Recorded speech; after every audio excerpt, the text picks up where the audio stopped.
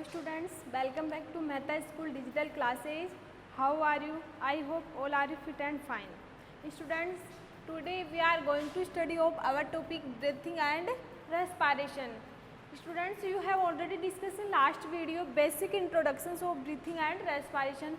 श्वसन और हम सांस किस प्रकार से लेते हैं उनका बेसिक इंट्रोडक्शन हमने प्रीवियस क्लास में पढ़ लिया था.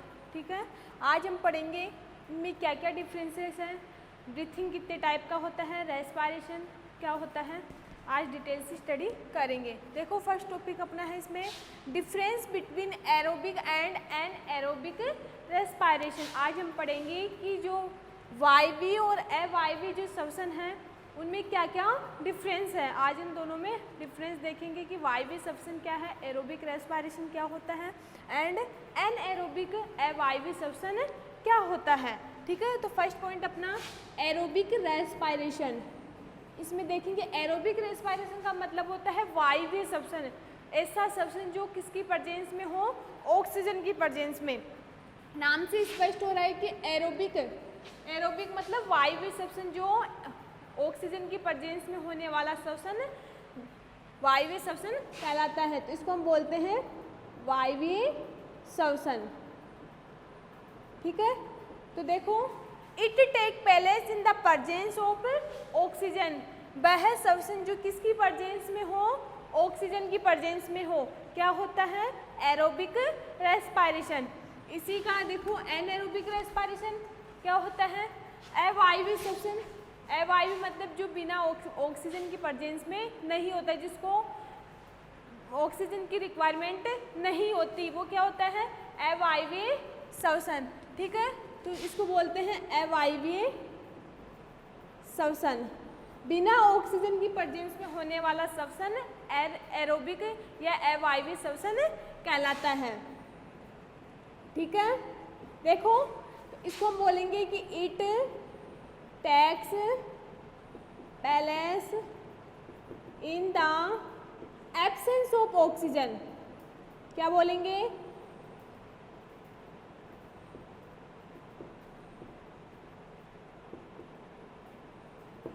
इट टेक प्लेस ऑक्सीजन की एब्सेंस में होने वाला एरोबिक रेस्पायरेशन होता है, अवायवीय श्वसन होता है.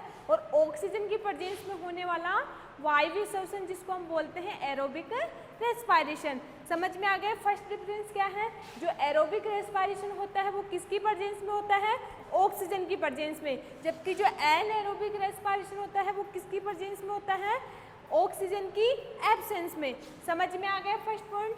सेकेंड पॉइंट है food is completely broken down into carbon dioxide and water releasing. जो फूड है इसमें जो ग्लूकोज लेते हैं वो कम्प्लीटली क्या होता है, टूटता और क्या रिलीज करता है, कार्बन डाइऑक्साइड और वाटर मॉलिक्यूल. क्या होता है, देखो इसमें ग्लूकोज लेते हैं किसी प्रेजेंस में, ऑक्सीजन की प्रेजेंस में, और कम्प्लीटली क्या होता है, ब्रोकन टूटता है और क्या बनाता है, कार्बन डाइऑक्साइड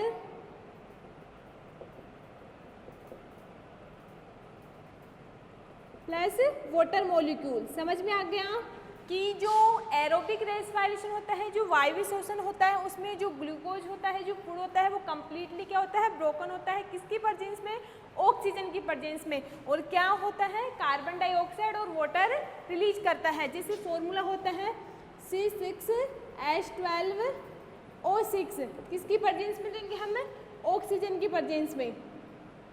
ठीक है, तो क्या बनेगा, carbon dioxide plus water molecule.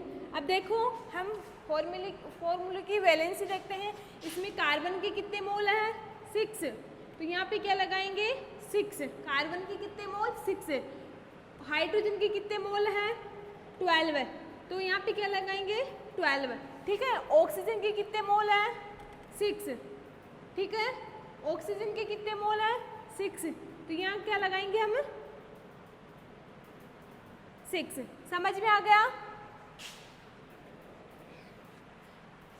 कि जो एरोबिक रेस्पायरेशन होता है, जो वायवीय श्वसन होता है, वो ऑक्सीजन की प्रेजेंस में होता है, और जिसमें जो फूड होता है ग्लूकोज वो क्या होता है, कम्प्लीटली ब्रोकन होता है और टूटने के बाद क्या बनता है, कार्बन डाइऑक्साइड और वाटर मॉलिक्यूल क्या होता है, रिलीज होता है। समझ में आ गया।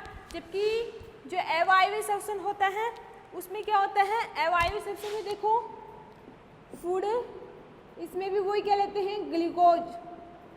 ग्लूकोज इज पार्टिशियली, मतलब पूरा नहीं टूटता, हम बोलते partially broken down into alcohol and water releasing. इसमें क्या होता है, जो ग्लूकोज होता है वो पूरी तरह से ब्रोकन नहीं होता और टूटने के बाद जो ग्लूकोज टूटता है वो किस में कन्वर्ट होता है, अल्कोहल और कार्बन डाइऑक्साइड। किस में कन्वर्ट होता है, वाटर और कार्बन डाइऑक्साइड। देखो इसमें भी वो क्या लेते हैं, ग्लूकोज। इसमें ऑक्सीजन लेंगे या नहीं, नहीं, क्योंकि एनएरोबिक रेस्पिरेशन ऑक्सीजन की एब्सेंस में होता है, तो इसमें ऑक्सीजन ना लेके क्या लेंगे, डायरेक्ट रिएक्शन करवाएंगे।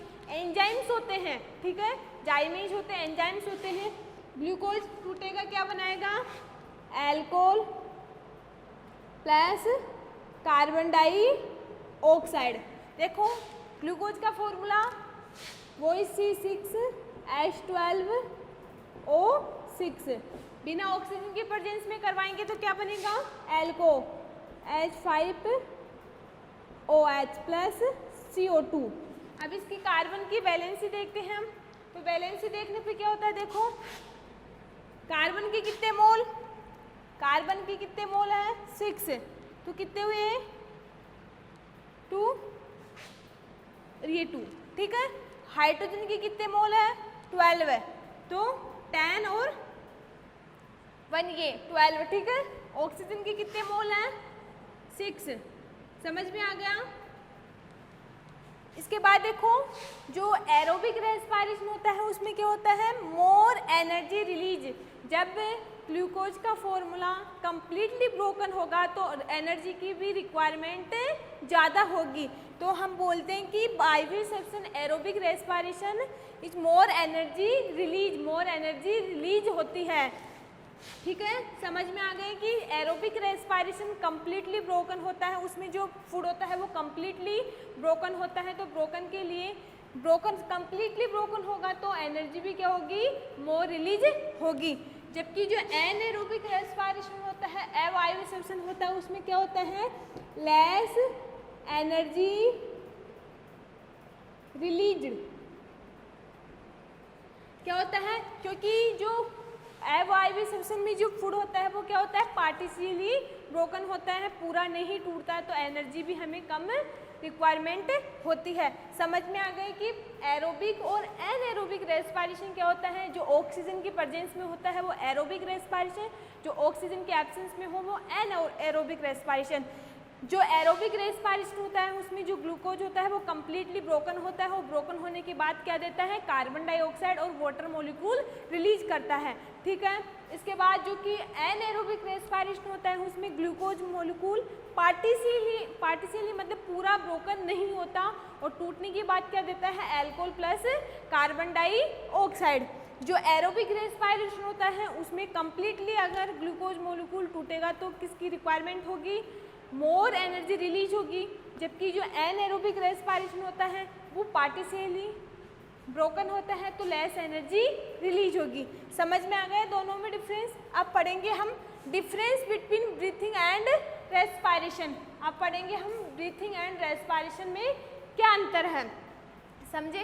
देखो रेस्पिरेशन क्या होता है, श्वसन, रेस्पिरेशन का मीन्स श्वसन, और ब्रीथिंग का मतलब होता है सांस लेना, ये भी इसी का पार्ट होता है। रेस्पिरेशन का ब्रीथिंग होता है वो रेस्पिरेशन का ही पार्ट होता है, ठीक है। लेकिन दोनों में डिफरेंस होता है, ब्रीथिंग एंड रेस्पिरेशन में डिफरेंस होता है। देखो रेस्पिरेशन क्या होता है, respiration involve both physical and chemical process. जो रेस्पिरेशन होता है उसमें फिजिकल और केमिकल दोनों प्रोसेस होते हैं, जबकि जो ब्रीथिंग है, श्वास लेने की जो प्रोसेस है उसमें ओनली प्योरली फिजिकल प्रोसेस होता है। समझ में आ गया। फर्स्ट डिफरेंस क्या है, जो रेस्पायरेशन है, जो श्वसन प्रोसेस है, उसमें फिजिकल एंड केमिकल दोनों प्रोसेस होते हैं, ठीक है, दोनों प्रोसेस इन्वॉल्व है, शामिल है।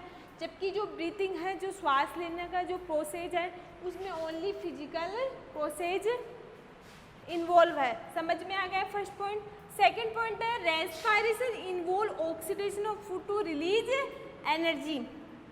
देखो रेस्पायरेशन में क्या होता है, जो फूड होता है, फूड के रूप में हम क्या लेते हैं, ग्लूकोज, उसका क्या होता है, ऑक्सीडेशन होता है, और ऑक्सीडेशन होने के बाद क्या रिलीज करता है, एनर्जी रिलीज करता है।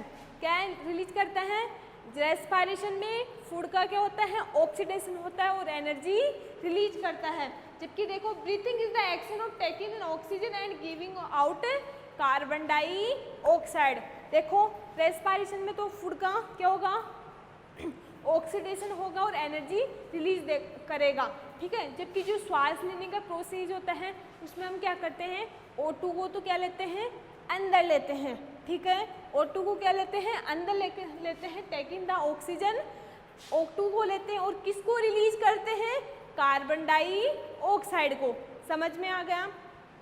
कार्बन डाइऑक्साइड ये क्या है, विषैली गैस, जो हमारे लिए बहुत हानिकारक है।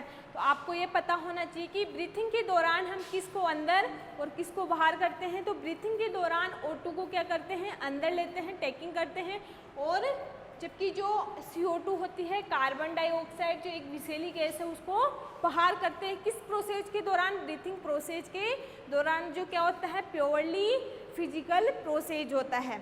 समझ में आ गया। थर्ड पॉइंट है अपना respiration is the sum of external and internal respiration. Respiration क्या होता है, सब बाहरी और आंतरिक रेस्पायरेशन बोल सकते हैं। जबकि जो breathing is the sum of inhalation और हेक्जिलेशंस। इनहेक्जिलेशन और हेक्जिलेशन का मतलब होता है अंत श्वसन और बाह्य श्वसन।